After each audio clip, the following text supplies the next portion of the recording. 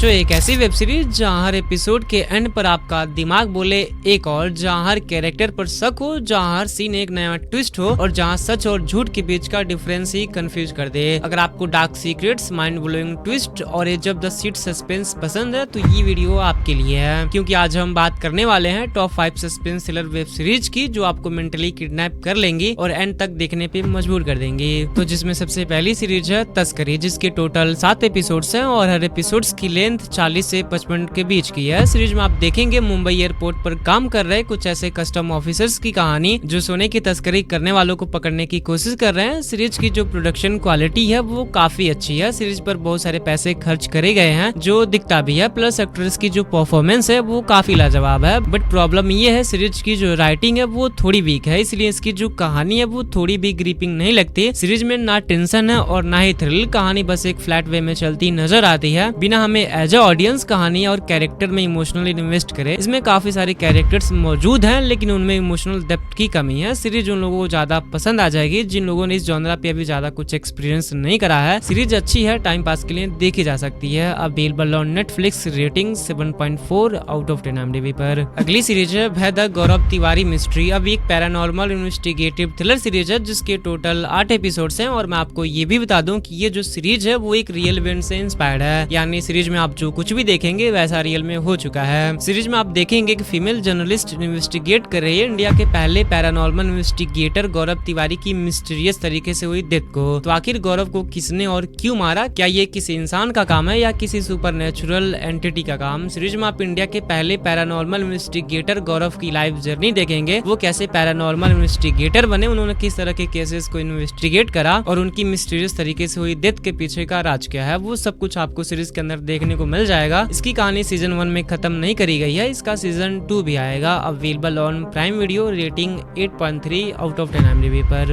अगली सीरीज है मिस्टर देश पांडे। तो कहानी एक सीरियल किलर देश पांडे की है जो 25 साल से लॉकअप में बंद है, बट पुलिस डिपार्टमेंट को देश पांडे की मदद की जरूरत है एक ऐसे कॉपी कैट सीरियल किलर को पकड़ने के लिए जो बिल्कुल उसी के स्टाइल में मर्डर कर रहा है। एंड देन कहानी में क्या कुछ होता है वो तो आप सीरीज देखकर ही जान सकेंगे। ये सीरीज एक फ्रेंच सीरीज की रीमेक है। अब ये फ्रेंच सीरीज तो मैंने नहीं देखी है, तो देखो गुरु सीरीज की जो कहानी है या जो मिस्ट्री है या जो क्राइम इन्वेस्टिगेटिव प्रोसेस है वो सब कुछ काफी मीडियोकर सा है। बट अगर आपको क्राइम थ्रिलर बहुत ज्यादा पसंद आते हैं या इस जॉनरा पे अभी ज्यादा कुछ एक्सपीरियंस नहीं करा है तो आप टाइम पास के लिए देख सकते हैं। कहानी में काफी सारे ट्विस्ट एंड टर्न देखने को मिलते हैं लेकिन वो ट्विस्ट आप पर कोई खास इमोशनल इम्पैक्ट क्रिएट नहीं कर पाते और उसकी वजह है कैरेक्टर डेवलपमेंट जो की वीक है। लेकिन अगर आप माधुरी जी के फैन हो तो सीरीज आपको मिस नहीं करनी चाहिए। Available on Jio Hotstar, rating 6.2 out of 10 IMDb पर। अगली सीरीज है दिल्ली क्राइम सीजन 3। इस सीजन 3 में आप देखेंगे एक पुलिस ऑफिसर वर्तिका और उनकी टीम जो सेक्स ट्रैफिकिंग से जुड़े एक गैंग को पकड़ने की कोशिश कर रहे हैं। तो क्या ऑफिसर वर्तिका और उनकी टीम इस गैंग को पकड़ पाएगी या नहीं और इन मासूम बच्चियों को इस ट्रैफिकिंग से बचा पाएगी या नहीं, यही आगे की कहानी है। तो देखो चाहे इसका सीजन 2 हो या सीजन 3, ये दोनों सीजन